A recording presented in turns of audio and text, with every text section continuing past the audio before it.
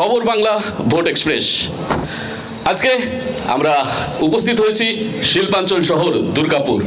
চতুর্থ দফার ভোট বাকি, আর মাত্র হাতে গোনা দুটো দিন।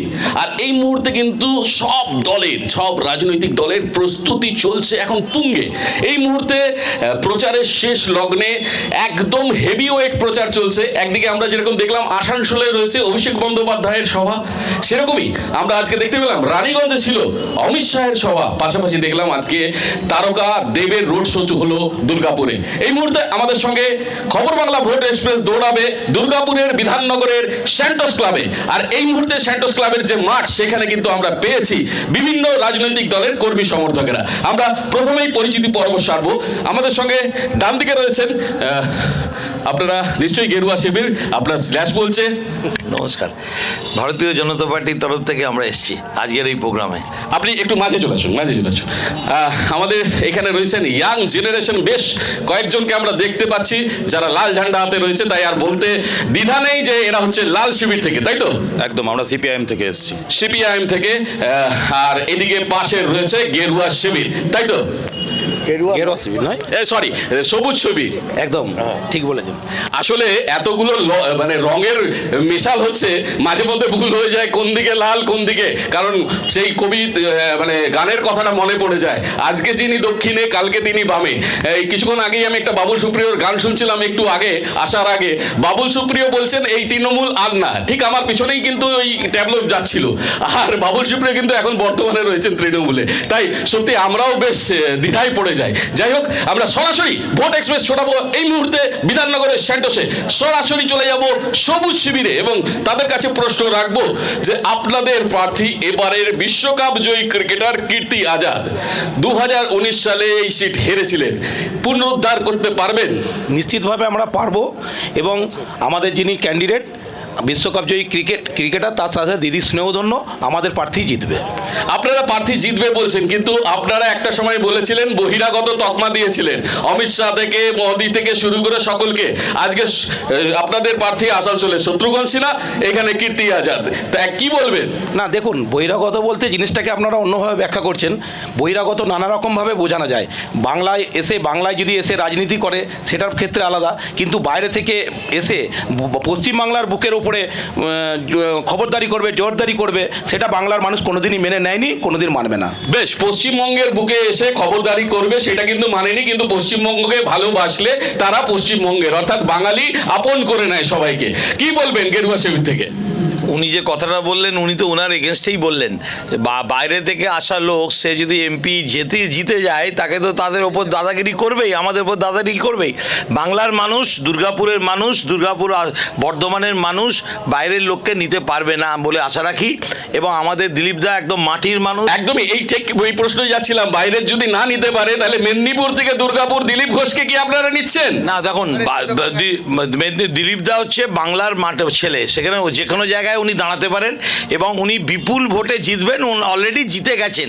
দিলীপ দা যেখানে যাচ্ছে একদম হাজার হাজার লোক এসে তাকে সম্বোধন করছে, তাদের আবেদন করছে, তাদের বিভিন্ন রকম কথা বলছে এবং তাকে অ্যাকসেপ্ট করছে। বেশ, অ্যাকসেপ্ট করছে, আসছি একটু পরে আসছি। অ্যাকসেপ্ট করছে, এনারা বলছেন দিলীপ দা জিতে গেছে, কীর্তি আজাদের দল বলছে ওনারাও জিতে গেছে। তাহলে মাঝখানে পড়ে রইল বাম শিবির, যারা কংগ্রেস সমর্থিত, তাদের প্রার্থী এবারে দুর্গাপুর থেকে অধ্যাপক সুকৃতি ঘোষাল। কি বলবেন? প্রথম কথা হচ্ছে তৃণমূল কংগ্রেস, তারা হচ্ছে ভাড়া করা প্রার্থী নিয়ে এসছে। বিজেপির এমপি ছিল, বর্তমানে তৃণমূলের প্রার্থী হয়েছে, অন্য রাজ্য থেকে এসছে। বিজেপির প্রার্থী, সেও হচ্ছে বাইরে থেকে আসা। কিন্তু আমাদের প্রার্থী সুকৃতি ঘোষাল এই মাটির মানুষ, বর্ধমানে বাড়ি, এই লোকসভা কেন্দ্রের অভ্যন্তরেই তার বাড়ি, প্রফেসর, শিক্ষিত মানুষ, এবং মানুষ এবার রুটি রুজির লড়াইয়ের দিকে পক্ষ নেবে। যে বাইনারি তৈরি করার চেষ্টা চলছে যে তৃণমূল আর বিজেপি আর কেউ কোথাও নেই, কিন্তু মানুষ সিদ্ধান্ত নেবে এবার বাইনারি ওটা নয়, পক্ষ দুটোই, একদিকে লুটে খাওয়া তৃণমূল বিজেপি, আর একদিকে হচ্ছে খেটে খাওয়া শ্রমিক, কৃষক, ছাত্র, যুব, মহিলা। এই ঐক্যকেই মানুষ বেছে নেবে। একদমই ত্রিমুখী লড়াই হবে, বামেরা বলছেন ত্রিমুখী লড়াই হবে এবং খেটে খাওয়া মানুষের পক্ষে ভোট হবে। কিন্তু একটা প্রশ্ন, যে অভিযোগ একদম সরাসরি, ভাড়া করা প্রার্থী নিয়ে এসছেন আপনারা। না, নিশ্চিতভাবে ওনারা অনেক কিছু বলতে পারে। আগে একটা বিধানসভা যাওয়ার মতন পরিস্থিতি তৈরি করুক, তারপর ওনাদের সঙ্গে কথা বলবো। ওনারা আগে নির্দল দলের সঙ্গে কম্পিটিটার, ওরা নিজ দলের সঙ্গে কথাবার্তা বলুক, ওনাদের সঙ্গে আমরা কথা বলতে চাইছি না। তার সাথে সাথে বলি, উনি যে বলছিলেন না যে আপনাদের দিলীপ ঘোষ জিতে গেছে, বিজেপির যারা সমর্থিত রয়েছে দিলীপ ঘোষ জিতে গেছে, কিন্তু দেখা যাচ্ছে যে দিলীপ ঘোষ যেখানে ছিলেন মেদিনীপুরে, সেইখান থেকে এসে এখানে আসার তো কোনো প্রয়োজন ছিল না।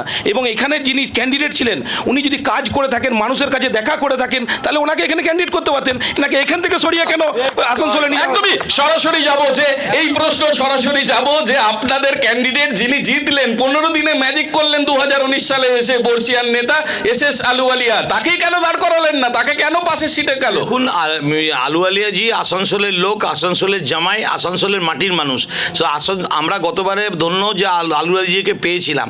আলুওয়ালিজি যে কোনো জায়গায় দাঁড়াতে পারেন, আসানসোল দুর্গাপুর কোনো ব্যাপার না। আর দিলীপদার কথা যিনি বলছেন, দিলীপদার বাংলার লোক, এখানে প্রচারক হিসাবে কাজ করেছেন, দুর্গাপুরে 15 থেকে 20 বছর কাটিয়ে গেছেন। আর দুর্গাপুরের অলি গলি মানুষ সবাইকে উনি চেনেন। দিলীপদা মেদিনীপুরেও ভালো কাজ করেছেন, এমএলএ হিসাবে ভালো কাজ করেছেন। বাংলার কথা ভাবেন, বাংলাকে আমরা নতুন একটা দিশা দেবো দিলীপদাকে নিয়ে। না, সে কথা একদমই আমরাও স্বীকার করি যে ইনি একজন সুদক্ষ সংগঠক এবং বিজেপির যে উত্থানের পিছনে দিলীপ ঘোষের অবদান অবশ্যই রয়েছে। আপনি কিছু বলছিলেন? না, আমি দিলীপদার প্রচারক ছিলেন দীর্ঘদিন এখানে আসানসোল দুর্গাপুর অঞ্চলে, আমি সেই কথাটাই বলতে চাইছিলাম।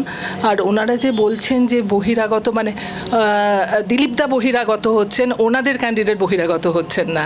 দিলীপদা মেদিনীপুর থেকে দুর্গাপুরে এসেছেন, সেখানে বহিরাগত। না, ওনাদের স্পেসিফিক অভিযোগ আপনাদের যদি ক্যান্ডিডেট ভালো কাজ করে থাকেন দীর্ঘ 5 বছর ধরে, কি এমন হলো যে পাশের সিটে তাকে দাঁড়াতে হলো, দুর্গাপুর থেকে সে দাঁড়ালো না কেন?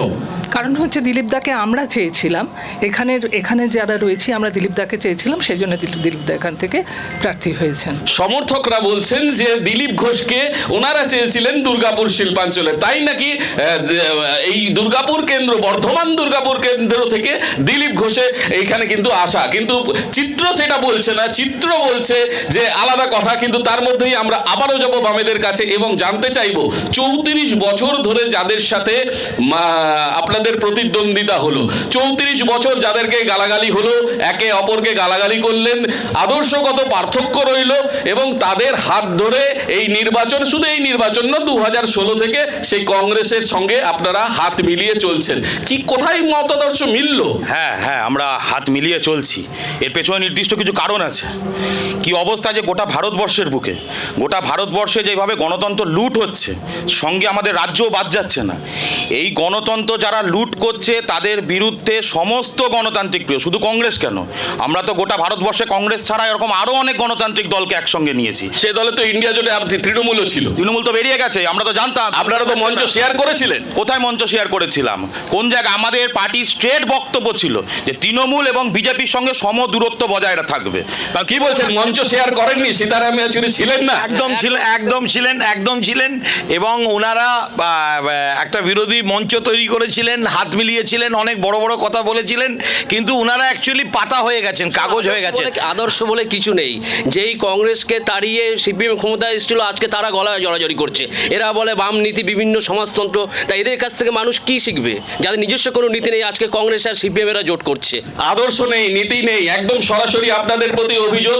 যেই কংগ্রেসের হাত ধরে আপনারা ক্ষমতায় এসেছিলেন, আজকে সেই কংগ্রেসের বিরোধিতা করছে। না, আমি একটু অন্যরকমভাবে বলছি। ওনারা যেমন বলছিলেন আলুওয়ালিয়াজি আসানসোলের ভূমিপুত্র, দিলীপ ঘোষকে ওনারা চেয়েছিলেন। আমার প্রশ্ন ওনাদের কাছে যে দিলীপ ঘোষ যদি মেদিনীপুরে ভালো কাজ করে থাকেন, তাহলে ওখানে উনি কেন দাঁড়ালেন না? সেটা পার্টির সিদ্ধান্ত, তাদের পার্টির সিদ্ধান্ত একদম।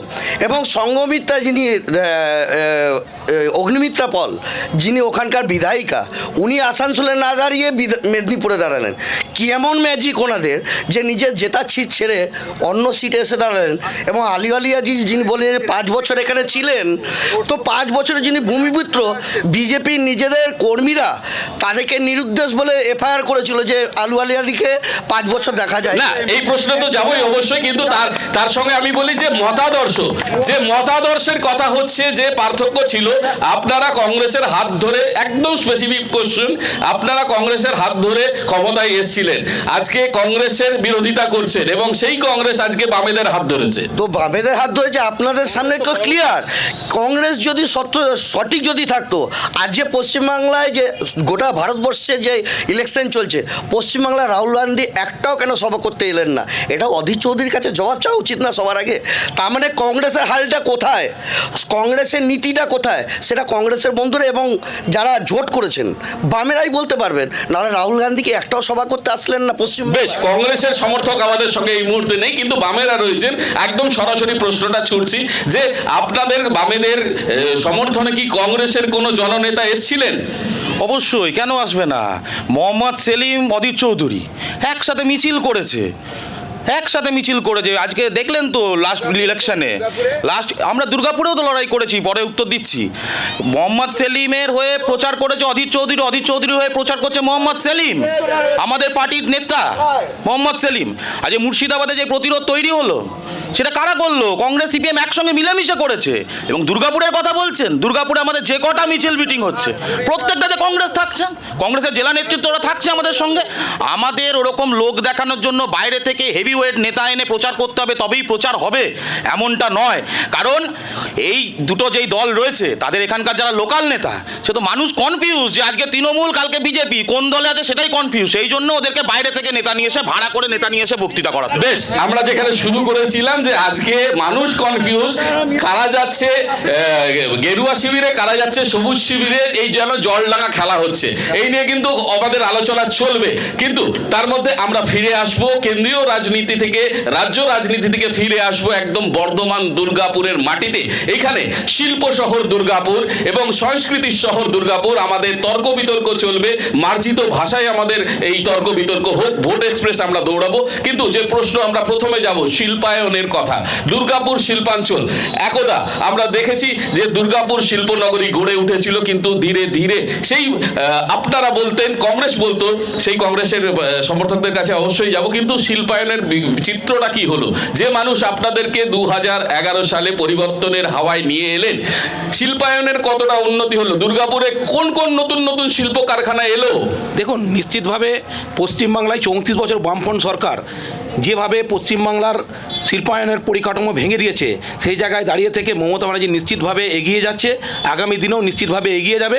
এবং একটা বলুক, সিপিএমের বিজেপির লোকরা রয়েছে যে দুর্গাপুরের যে কোনো একটা কারখানা বন্ধ হয়েছে, 34 বছরে 55,000 কারখানা বন্ধ করে দিয়ে, তার লিস্ট আমাদের কাছে আছে, যদি আপনারা দেখতে চান আমরা। বেশ, এই অভিযোগ আপনাদের যদি সত্য মেনে নিই, আপনাদের সময়কালে 2011 থেকে 2024 13টা বছর সময়কালে কোথায় আপনাদের শিল্পায়ন, কোথায় আপনাদের শিল্পনীতি? মুখ্যমন্ত্রী বলছেন একাধিক ইন্ডাস্ট্রিয়াল পার্ক হয়েছে, দুর্গাপুরের মানুষকে কি বোঝাচ্ছেন?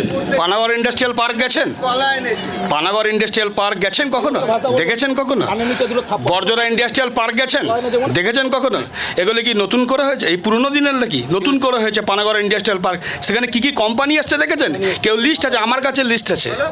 কোন কোন কোম্পানি পানাগড় ইন্ডাস্ট্রিয়াল পার্কে এসছেন, কোন কোন বর্জরা ইন্ডাস্ট্রিয়াল পার্কে এসছেন, ঘুটগেড়িয়া ইন্ডাস্ট্রিয়াল পার্কে এসছেন। এক মিনিট, একদম একদম একদম একদম আমাদের এখানে তর্ক হবে, বিতর্ক হবে, আমাদের এখানে তর্ক হবে, বিতর্ক হবে, কিন্তু একদম নীতিগত তর্ক এবং একদম তথ্য সমৃদ্ধ আমরা তর্ক চাই।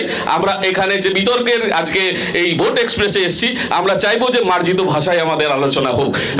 আমরা বলছিলাম, যে কথাই বলছিলাম, শিল্পায়নের কথা। আরে শিল্পায়ন তো পরে হবে, এখন বাংলার লোক এপার ওপার, আমরা প্রত্যেকটা মানুষকে ভারতবাসী মনে করি। যদি গুজরাটি এইখানে আসতে পারে, সে আমার ঘরের লোক হতে পারে। আমাদের এখানে পল যদি এখানে মেদিনীপুরে যান কিংবা আদার্স জায়গায় যান, ওইটা ভুল হয়ে যাচ্ছে। সব থেকে বড় কথা হচ্ছে এই ইলেকশনটা কিসের? এই ইলেকশনটা কিসের ইলেকশন? এই ইলেকশনটা বুঝতে হবে কিসের ইলেকশন? লোকসভা ইলেকশন। আর এইখানে লোকসভা ইলেকশনটা 500 টাকা 1000 টাকা ইলেকশন নয়, সংবিধানের ইলেকশন। সংবিধানটা কি করে চলবে, বিদেশ থেকে কি করে আমরা শিল্প আনবো, সেইটা চিন্তা। একদমই সংবিধানের লড়াই। আরে সিপিএম আমাদের টিএমসি তো এসছে কারখানা বন্ধ করে, সিঙ্গুর থেকে ওনাদের উৎপত্তি, তো ওনাদের শিল্পায়ন কি নিয়ে আসবে? বড় বড় এক্সাইডের মতো কোম্পানি প্ল্যান বানিয়ে জমি কিনে ফিরে যাচ্ছে, ইনফোসিসের মতো কোম্পানি যে ল্যান্ড নিয়ে বিল্ডিং বানিয়ে ফিরে যাচ্ছে। তো হলো শিল্পায়ন কি শেখাচ্ছে? বাংলার ছেলেমেয়েরা সব বাইরে যাচ্ছে পরিচায়ক শ্রমিক হিসাবে, সারা ভারতবর্ষে বাংলার এখন কর্মীরা হচ্ছে ফেমাস। কেন? বিকজ বাংলায় কোনো শিল্প নেই। শিল্পায়ন মমতাদি বড় বড় শিল্পায়নের লোককে ডাকায়, হাজার হাজার টাকা খরচা করে বড় বড় প্রোগ্রাম করে, কিন্তু শিল্প বাংলায় আমরা দেখতে পাচ্ছি না। দুর্গাপুর তো কিছু দেখতেই পাইনি। আমার মনে হয় লাস্ট 10 বছরে দুর্গাপুরে দুটো শিল্প এখনো হয়নি।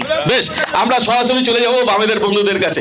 বলছেন শিল্পায়ন, আপনাদের 34 বছর আপনাদের রাজত্বকালে যে শিল্পের পরিস্থিতি ছিল, এই 13 বছরে বিগত 10 বছরে যে দুর্গাপুর থেকে আপনার কথা উঠেছিল, সেই দুর্গাপুরে 10 বছরে নতুন কোনো শিল্প আসেনি ওনাদের অভিযোগ।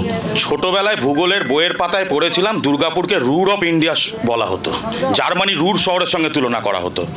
বামফ্রন্ট সরকারের জ্যোতি বসুর ইন্ডাস্ট্রিয়াল নীতির জন্যই এই গোটা দুর্গাপুর শিল্পাঞ্চল গড়ে উঠেছিল। বিধানচন্দ্র রায়ের স্বপ্ন ছিল ডিপিএল। এই সরকার ক্ষমতায় আসার পর ডিপিএল এর কোকোভ্যান প্ল্যান্টকে কুলিং ডাউন করার নাম করে বন্ধ করলো। ডিসিএল কারখানা আসি আপনাদের কাছে আসি, আপনি শুনতে দিন, আসি। ডিসিএল কারখানা বন্ধ। 18 থেকে 19টা ছোট বড় মাঝারি কারখানা আজকে বন্ধ হয়ে রয়েছে। এই দুর্গাপুরের যুবকদের হাতে কাজ নেই, শ্রমিকদের হাতে কাজ নেই। আর এই নির্বাচনে এই দুটো দল তুতু মেমে খেলা খেলছে। কোনো রকম কোনো চাকরির এজেন্ডা নেই। লোকসভায় কি নীতি হবে, আগামী 5 বছরে কি নীতি নির্ধারণ হবে, তার কোনো আলোচনা নেই। শুধু এচোর আর ওচোর এই নিয়ে গল্প। বেশ, তুতু মেমে খেলা চলছে, কোনো এজেন্ডা নেই এই দুই দলের। কিন্তু দুই দলের কাছে যাব, এবং এই যে শিল্পায়ন এবং এই যে দুর্নীতির প্রশ্ন তো অবশ্যই উঠবে, কিন্তু তার আগে আরেকবার ঝট করে উত্তরটা নিয়ে নিই। যে ওনারা বলছেন যে আপনাদের কোনো এজেন্ডা নেই, আপনারা সাধারণ ভোটারদের কাছে যাচ্ছেন, এই শিল্পায়নের প্রশ্নে তাদেরকে কি উত্তর দিচ্ছেন? আরে এনারা বলছেন 34 বছরে বিগ ইন্ডাস্ট্রি যত শিল্প ছিল সব বন্ধ করেছে, তারপর রোলিং মিল, স্পঞ্জ আয়রন এইগুলো শিল্প হিসাবে নিয়েছেন, দুর্গাপুরে দূষণ করে দিয়েছেন। এগুলো শিল্প? বামেদের শিল্প হয়েছে? জবাব চান ওনাদের কাছে। কি শিল্প?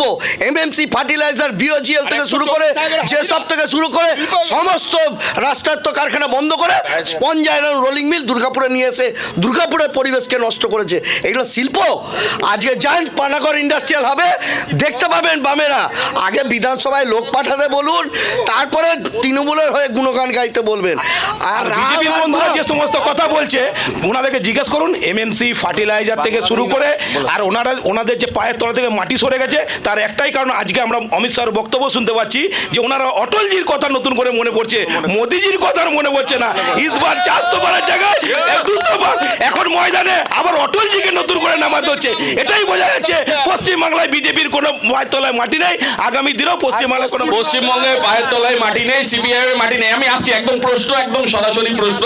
আমি তার আগে জানিয়ে দিই আজকে যে ঘটনা ঘটেছে, আজকেও কিন্তু দিলীপ ঘোষ বর্ধমান দুর্গাপুরের যিনি ক্যান্ডিডেট, বিজেপির যিনি ক্যান্ডিডেট, তিনি কিন্তু বলেছেন যে এই দুর্গাপুরে বন্ধ শিল্প কারখানাগুলোর দিকে নজর দেওয়া হবে।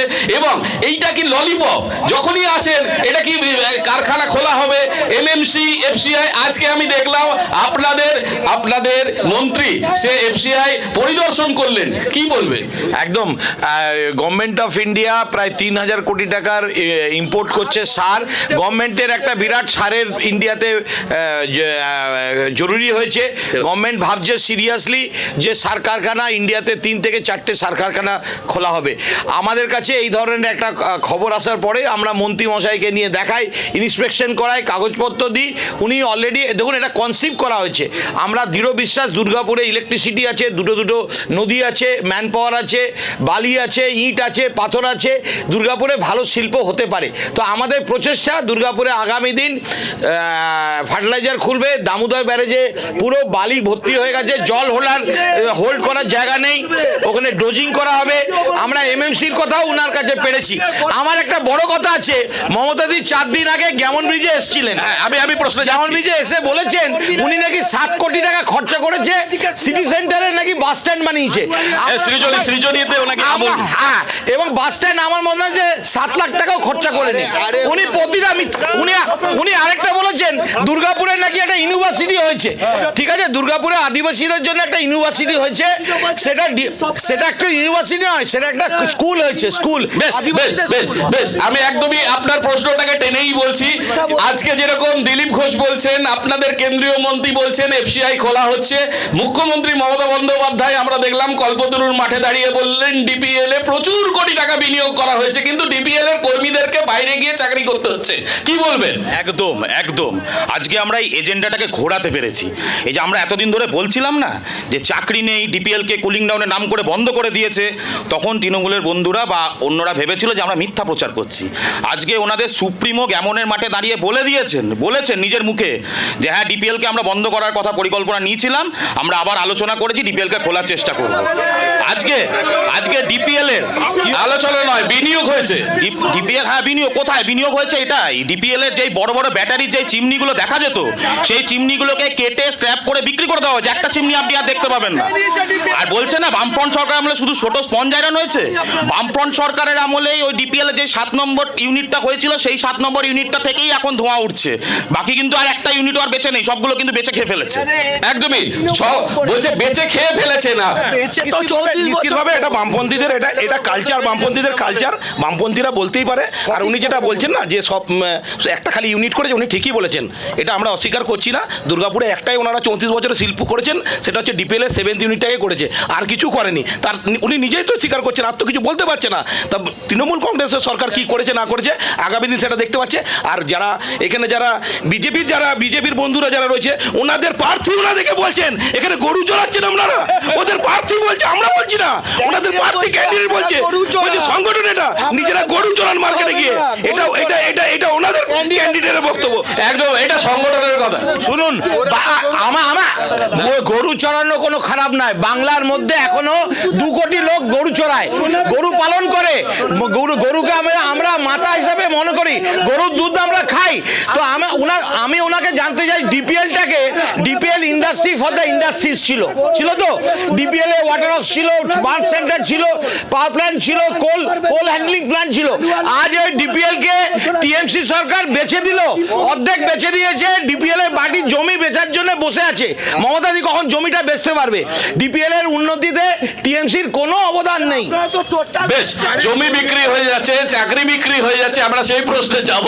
কিন্তু এই মুহূর্তে আমাদের খবর বাংলা ভোট এক্সপ্রেস দৌড়াচ্ছে বিধাননগরের স্যান্টোস ক্লাব মাঠে। যাচ্ছি দাদা, একটু সরে আসুন। হ্যাঁ, কিন্তু আমরা অবশ্যই বিভিন্ন ধরনের ইস্যুতে আলোচনা করব। সময় খুব সীমিত, আমরা চট করে চলে যাব, কারণ আমাদের খবর বাংলা ভোট এক্সপ্রেস এখান থেকে চলে যাবে অন্য জায়গায়। তাই চট করে কি বলছিলেন? বলছি গরু নিয়ে চিৎকার করছেন। দিদি তো নিজেই বলেছে যে গরু দুধ দেয় তার লাথি খাবো। আপনারা হেরে যাবেন, তাহলে আপনারা গরু হয়ে যাবে। দিদি তো দুধেলা গরুই লাগবে, দুধেলা গরু। বেশ, আরে একটা দাদা, দিদি সবাই তো তাই বলে। ঠিক আছে, আমাদের গরু নিয়ে রচনা আমরা পরে করব। আমরা শিল্প নিয়েছিলাম, আমরা শিক্ষা নিয়ে যাব। গরু নিয়ে রচনাটা এখন তোলা থাকুক। হ্যাঁ, আমরা শিক্ষা নিয়ে যাব।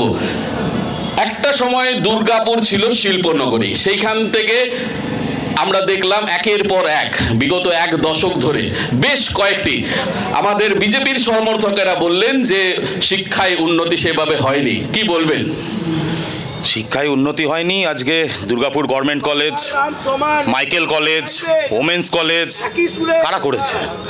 এত স্কুল, গভর্নমেন্ট সরকারি স্কুলগুলো, এখান থেকে একটু এগিয়ে যান, Bidhannagar girls school, Bidhannagar boys school, DPL old boys, DPL old girls, ওদিকে বিরিঙ্গি টিএন, ওদিকে দুর্গাপুর টিএন, এত স্কুল, তার সঙ্গে প্রাইভেট। একটু এনাদেরকে সুযোগ দিন, আমার বলতে দিন। আপনাদের কাছে যাচ্ছি, দাঁড়ান, আপনাদের কাছে যাচ্ছি, একটু কথা বলতে দিন। তার সঙ্গে ইঞ্জিনিয়ারিং ম্যানেজমেন্ট কলেজগুলো, এডুকেশন হাব তৈরি করা হয়েছিল এই দুর্গাপুরে।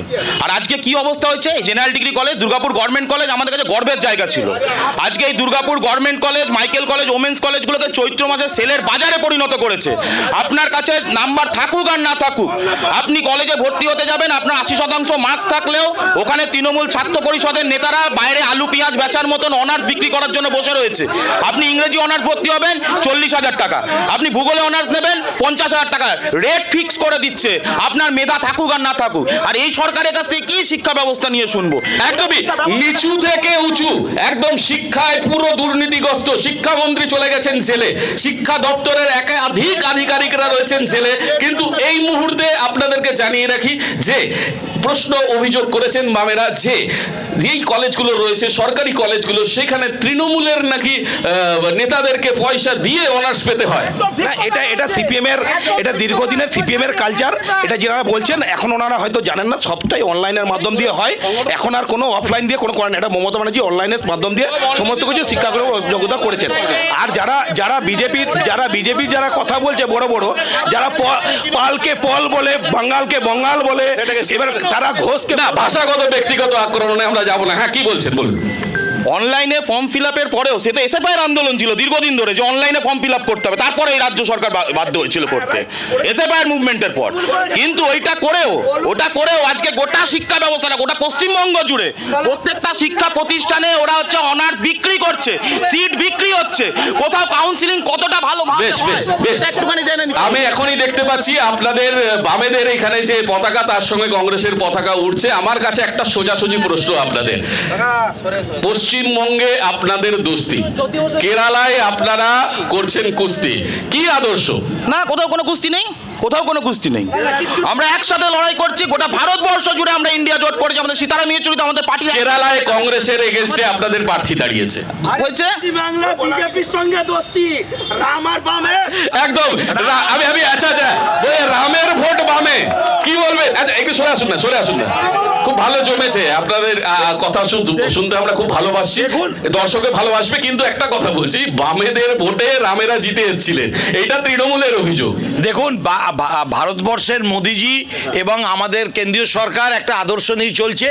যারা ভালো লোক, যারা উন্নয়ন চায়, ভারতবর্ষকে একটা বিস্তৃত ভারত বানাতে যায়, ভারতবর্ষের উন্নয়ন ভারত বানাতে যায়, তাহলে ভালো সব পার্টির লোকরাই কিন্তু আমাদেরকে ভোট দিয়ে জিতিয়ে আনবে।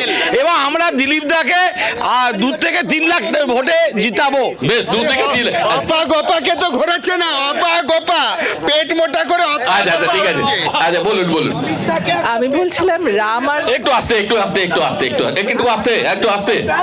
তার ছেলে বিসিসিআই চেয়ারম্যান, একটু আস্তে বলতে দিন। বিসিসিআই না, রামের ভোটে বামের ভোটে রাম জিতবে, তো তাহলে তো বোঝাই গেল ওনাদেরই অভিযোগ বামের ভোটে রাম জিতবে, তাহলে তো দিলীপ দা জিতছেনই, এটা তো ওনারাই বলে দিলেন, ওনাদের প্রার্থী। না, তাহলে কি আপনারা এই সমঝোতা রয়েছে? না, সমঝোতার প্রশ্ন নেই। সমঝোতা যেহেতু ওনাদের একটু দুর্বল প্রার্থী, স্বাভাবিকভাবে ওনাদের যারা সাপোর্টার ছিলেন তারা এখন এখানে ভোট দেবেন, তো কাজে ওনারাই বলে দিচ্ছেন ওনাদের প্রার্থী হেরে যাবেন। একদমই সরাসরি অভিযোগ। একদম শেষের দিকে আমরা চলে এসেছি, আমরা অনুষ্ঠানের একদম শেষ করব, কিন্তু তার আগে ঝট করে সবার কাছে আমরা একটাই জিনিস জানতে চাই, যে এই যে লক্ষ্মীর ভান্ডার, এই যে স্বাস্থ্য ভান্ডার, একদিকে জলধন প্রকল্প, আয়ুষ্মান ভারত, বিভিন্ন ধরনের প্রকল্প, উন্নয়নমূলক প্রকল্প, ভারতবর্ষ থেকে রাজ্যে নাকি বিপুল পরিমাণ তাদের উন্নয়ন ঘটিয়েছে। একদিকে কেন্দ্র সরকার বিজেপি, একদিকে রাজ্য সরকার তৃণমূল, তারা নাকি প্রচুর পরিমাণ উন্নয়ন ঘটিয়েছে। কিন্তু আমরা চট করে যাব এবং 2024-এ আমরা আপনাদের কাছেই যাচ্ছি, শুরু করছি। 2024-এ ভোটারদের কাছে যাচ্ছেন, কি প্রতিশ্রুতি দিচ্ছেন? আগামী দিনের কি তাদের পূরণ করবেন ইচ্ছা? একটা নতুন ভারতবর্ষ আমরা গড়ব, একটা উন্নয়নমুখী ভারতবর্ষ গড়ব, এবং আমাদের একটু আস্তে আমাদের বেকার ভাই বোনেরা যারা আছে তাদের এমপ্লয়মেন্ট বাড়ানো হবে, ইনফ্রাস্ট্রাকচার ডেভেলপমেন্ট হবে, ভারতবর্ষকে সারা পৃথিবীর বুকে একটা নতুন জায়গা দেব, ঐক্যবদ্ধ ভারতবর্ষ তৈরি করব, এই আমরা বার্তা দিচ্ছি। ঐক্যবদ্ধ ভারতবর্ষ করবে। আপনারা কি বলবেন? আপনারা ভোটারদের কাছে যাচ্ছেন, কি বার্তা নিয়ে যাচ্ছেন? এখন ওনারাও জানেন, ওনাদের অভিযোগ হয়ে গেছে। ঠিক, ওনারাও জানেন এখানে দিলীপ ঘোষকে, ওনাদের যারা এখন পশ্চিমবাংলায় যারা পশ্চিমবাংলার যারা প্রধান মুখ শুভেন্দু অধিকারী, উনি ওনাকে এখানে হারতেই পাঠিয়েছেন, ওনারা জানে। বেশ, আমরা প্রার্থীর পাল্টা অভিযোগের পাল্লা শেষ। আপনাদের এজেন্ডা কি, যে ভোটারদের কাছে যাচ্ছেন, কি নিয়ে যাচ্ছেন? একটাই হচ্ছে দিদির উন্নয়নকে সামনে রেখে ভোট হবে, আর এনাদেরকে মোকাবিলা করার জন্য দিদি যথেষ্ট একটা, ওনারা ঠিক বলেছেন, এই দলে একটাই ফোর্স, ঠিক বলেছেন, যেটা দিদি একটাই ব্র্যান্ড হচ্ছে, সেটা হচ্ছে মমতা ব্যানার্জি। একটা ল্যাম্পোস্ট ওনাদেরকে হেলিয়ে রেখে দিয়েছে, কেন্দ্র agency, CBI, ED, income tax, কেউ কিছু করতে পারছে না। এটা ওনারা লাস্ট ব্যর্থতা, যখন এরপরে রেজাল্ট বেরোবে তখন বলবে, যখন তৃণমূল দিচ্ছে লক্ষ্মী ভান্ডার, তখন বলছে 1000 টাকা করে ভিক্ষা, আর ওনারা যখন বলছে 3,000 টাকা সেটা হচ্ছে দান, এই তো ওদের নীতি, এটাই হচ্ছে ওদের আদর্শ। বাংলা থেকে হাঁটাবো এদিকে বলছেন দুর্নীতি। আমরা ঝট করে যাব বাম কংগ্রেসের একসাথে জোটে কি বার্তা ভোটারদেরকে কি বলছেন? এমন উন্নয়ন করেছে গোটা মন্ত্রিসভা জেলে গেছে। আমরা বলছি এইসব উন্নয়ন এইসব ফেক কথাতে হবে না, চাকরি চাই। আমরা সাধারণ মানুষকে বলেছি যদি বামপন্থীরা শক্তিশালী হয়, ইন্ডিয়া জোট যদি শক্তিশালী হয়, 100 দিনের কাজ 200 দিন হবে। আর এই যত সমস্ত চোর ডাকাতগুলো রয়েছে এদেরকে হচ্ছে জেলে ভরা হবে। আর ওই পাকনাকে নয়, মাথাকে ধরে নিয়ে এসে ঢোকাতে হবে। ওই সেটিং এর কথা বলছিলেন না, আর শুভেন্দু অধিকারী কোন দলে ছিলেন? তৃণমূলের শুভেন্দু বিজেপিতে গিয়ে সাধু হয়েছে, তৃণমূলের তাপস রায় বিজেপিতে গিয়ে সাধু হয়েছে। তাহলে সেটিংটা কোথায় বুঝে নিন। দিনের বেলায় তৃণমূল দম বন্ধ হয়ে আসে, আগে জানতাম দম বন্ধ হলে অক্সিজেন নিতে হয়, আর এখন দম বন্ধ হতে গেলে বিজেপির পার্টি অফিসে যেতে হয়। এই হচ্ছে তৃণমূল আর বিজেপি। বেশ, চাকরি চাই, কর্মসংস্থান চাই। হ্যাঁ, একে চট করে এইখানে চট করে এখানে তর্ক বিতর্ক অনেক রকম চলবে। আপনারা যেটা মূল প্রশ্ন করলেন যে বাম কংগ্রেস যদি আগামী দিনে এইখানে আসে তাহলে আমাদের ইশতেহারে কি আছে। আমাদের ইশতেহার গোটা ভারতবর্ষব্যাপী রাহুল গান্ধীজি অলরেডি বলেছেন যেভাবে বিগত 10 বছর এবং পশ্চিমবাংলায় 14 বছরের কাছাকাছি যেটা চলছে, সেই ক্ষেত্রে দাঁড়িয়ে পড়ে যেভাবে কর্মসংস্থানের হানি হয়েছে, সেই ক্ষেত্রে দাঁড়িয়ে পড়ে আমরা যেটা হচ্ছে আগামী দিনে এই যে লক্ষ্মীর ভাণ্ডার যে 1000 টাকা সিওরিটি, সেই সেন্টিমেন্টকে আগামী দিনে রেখে পড়ে আগামী দিনে যুবককে যে আমরা সিকিউর করতে পারি চাকরির বিনিময়ে, এবং তারা যখন গ্র্যাজুয়েশন পাস করবে এবং তাদের যতক্ষণ না পর্যন্ত চাকরি যতক্ষণ না পাচ্ছে সেটা যে সরকার দায়িত্ব নেবে, সেই আগামী দিনে এটা করছে নির্ভরযোগ্য ভারত গড়তে গেলে যেমন আগামী প্রজন্মকে যে কিভাবে সুরক্ষিত করতে হয় সেটা। যারা আজকে দাঁড়িয়ে পড়ে রাহুল গান্ধী নাম নিতে বারণ করছে, যারা দাঁড়িয়ে পড়ে 70 বছর 34 বছরের প্রশ্ন তুলছে, তাদেরকে শুধু একটাই কথা বলে দিতে চাই, 70 বছরে যা করে গেছে ওনারা 10 বছরে সেটা বিক্রি করে খেয়েছেন। একদম 70 বছরে করে যেটা করে গেছে এটা অভিযোগ 10 বছরে আপনারা কি সবই? হ্যাঁ বলুন। বলছি ভারতীয় জনতা পার্টি আমাদের আন্তর্জাতিক পার্টি, আর টিএমসি হচ্ছে আঞ্চলিক পার্টি। ওদের সঙ্গে আমাদের কোনো কম্পেয়ার চলে না। দিদি যদি দিদিমা হয়, দিদি হয় দিদিমা, তবুও প্রধানমন্ত্রী হবে না। বেশ, কে হবে প্রধানমন্ত্রী সেটা চোট আছে। দাদা আমাকে ছেড়ে দিন। বলুন। কোন সাংসদের বাড়িতে চলন্ত সিঁড়ি আছে একটু জিজ্ঞেস করুন। আচ্ছা ঠিক আছে, ধন্যবাদ অনেক ধন্যবাদ আপনাদের সকলকে, অনেক ধন্যবাদ। আমরা শুনলাম বিভিন্ন রাজনৈতিক দলের কথা, কর্মী সমর্থকদের কথা এবং তাদের এজেন্ডার কথা, 2024-এ তাদের মিশনের কথা। কিন্তু এই মুহূর্তে আমরা পেয়েছি দুর্গাপুরের একজন গর্বের মাস্টার মশাই, অর্থাৎ দুর্গাপুরের গর্ব আমরা বলতেই পারি, কারণ দুর্গাপুরকে তিনি নিয়ে এসছেন রাষ্ট্রপতি পুরস্কার প্রাপ্ত শিক্ষক এবং আমাদের শ্রদ্ধেয় ডক্টর কালিমুল হক, তাকে আমরা পেয়েছি। এবং আমরা জানতে চাইব যে বিভিন্ন রাজনৈতিক দল তাদের এজেন্ডা এখানে প্রকাশ করলেন, আপনি শুনলেন। কি বলবেন, কি বলতে চাইছেন দুর্গাপুরের উন্নয়নের জন্য কোন কোন দিকগুলোকে নজর দেওয়া উচিত যে দলই আসুক? আমি অনেক সময় থেকে শুনছিলাম এটা, যেভাবে প্রথম সরকার নির্বাচন হচ্ছে, সরকার গঠন হবে, সরকার সাধারণ মানুষ জন্য হয়। প্রথমে শিক্ষা, স্বাস্থ্য আর এমপ্লয়মেন্ট, এই 3টা মেন জিনিস। কিন্তু এটা নিয়ে যে আমি দেখছি এক দল যে আছে যে কন্টিনিউয়াসলি শুধু প্রস্তুতি দিচ্ছে কিন্তু হচ্ছে না।